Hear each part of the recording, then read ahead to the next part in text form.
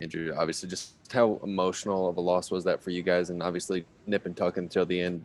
Did you guys feel in that seventh inning that you guys were going to win it? And just how emotional of a loss was that for y'all? Yeah, I mean it's super emotional. Obviously, the end of every season is like that.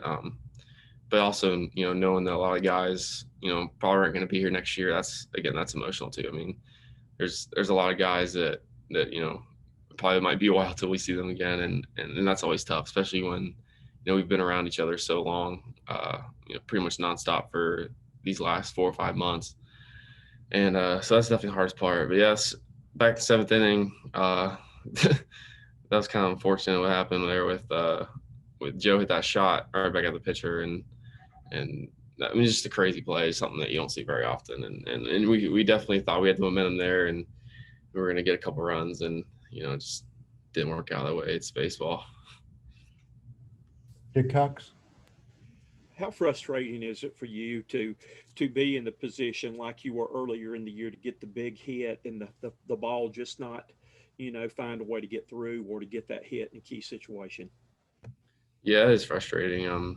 I mean, I feel like I'm the guy up there that everyone wants to be up in that position because they've seen me do it before, and to not be able to do it, it is tough. It is frustrating, but at the end of the day, it's the law of averages, I guess, and it's how baseball is. And as much as I wish I could come through every time, it's just not realistic. But it is frustrating because I know it could happen, but it didn't. So Colin Taylor. Andrew, offense kind of struggled this weekend and had struggled at points during the year. Just what was the main issue for you guys? Is there one thing, or just how do you kind of evaluate the offense performance this weekend and then over the course of the season? yeah, I mean, obviously there's some inconsistencies. There's a lot of games where we put up double-digit runs, and a lot of games where we really struggled to get hits and string runs together. And I mean, a lot of it is just, I think, sticking to the approach, and it's hard.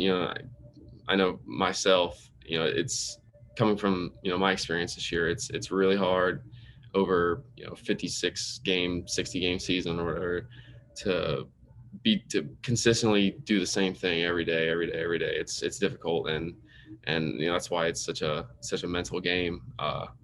Because when it's easy when you're having success, but to be able to repeat that, every game, every at bat, it's difficult, and I think that's probably just what we struggle with this season.